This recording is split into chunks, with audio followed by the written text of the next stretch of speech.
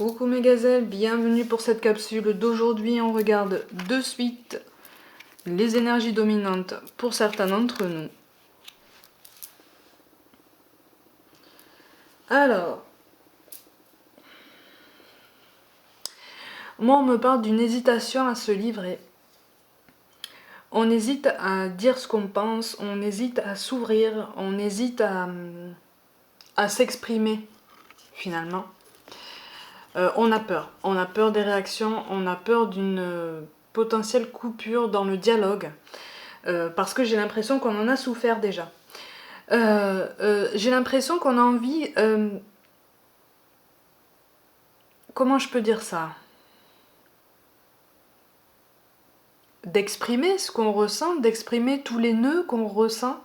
Mais pour l'instant, c'est comme si on se les exprimait à soi-même. Comme si on prenait le temps d'identifier ce qui peut nous tourmenter, ce qui nous a tourmenté, comme si on prenait le temps de chercher la racine à ces mots-là. Comme si on prenait le temps justement de poser les mots sur ça. Et là, en fait, les cartes nous disent qu'on est sur la bonne voie. On est sur la bonne voie dans cette initiative, mais c'est quelque chose qui demande beaucoup de temps et qui demande davantage de confiance en nous-mêmes.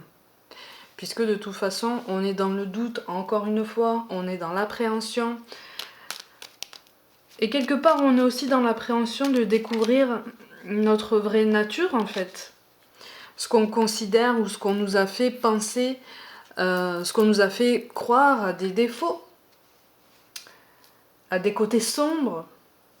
Mais vous savez, sans la pénombre, il n'y a pas de lumière. Hein. Comme je vous l'ai dit, dans les rapports humains, on n'est pas tous blancs ou noirs. Hein. C'est beaucoup plus nuancé que ça. Et d'un côté, c'est pas plus mal.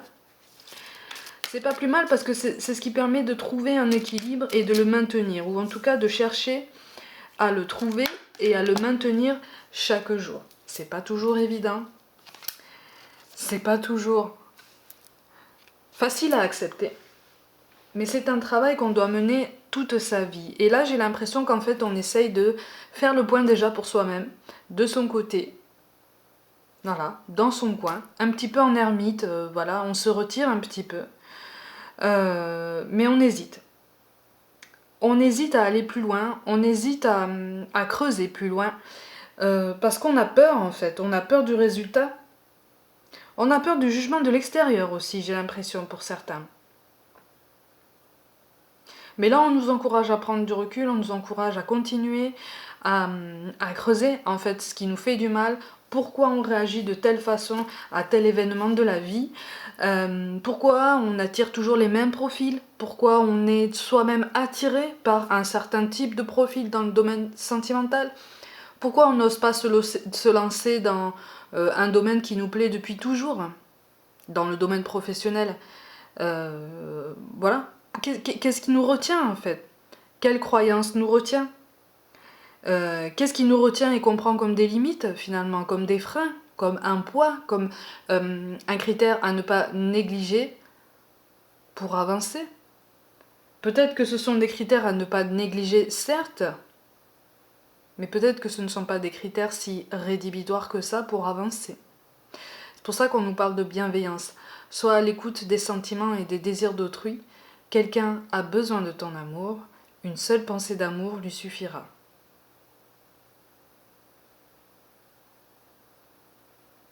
Là, ça peut aller dans les deux sens, les amis.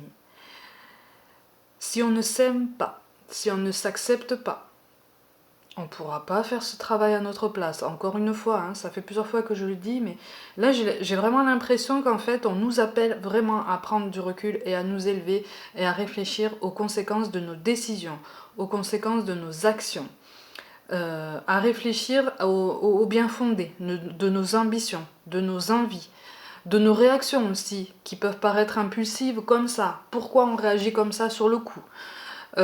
Comment est-ce qu'on prend les choses avec du recul, après réflexion, une fois que l'attention est retombée? Est-ce qu'il y a une différence? Pourquoi est-ce qu'il y a une différence?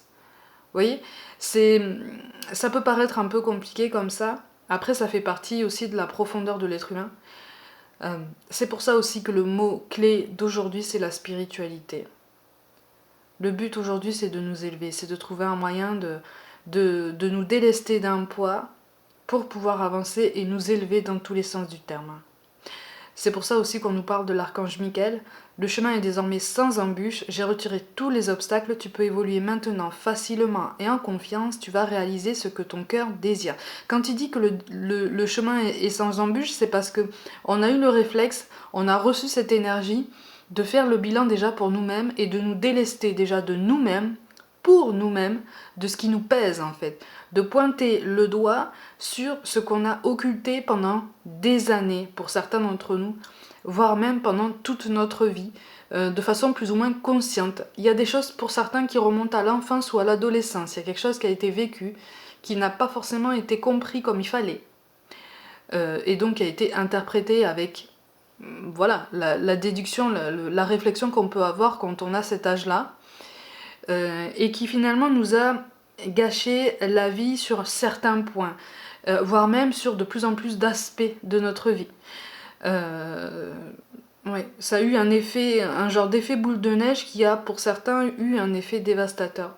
C'est pour ça qu'on nous encourage à déjà faire le point pour nous-mêmes. Après, quand on trouvera la force de se livrer, quand on trouvera la bonne personne en fait, qui aura l'oreille, qui aura la force nécessaire pour nous soutenir et nous conseiller, on le sentira. Donc chaque chose en son temps, on réfléchit pour nous-mêmes, on puise en nous-mêmes, et après l'extérieur, on verra. Mes gazelles, pour aujourd'hui, prenez grand soin de vous, croyez en vous, et je vous dis à demain.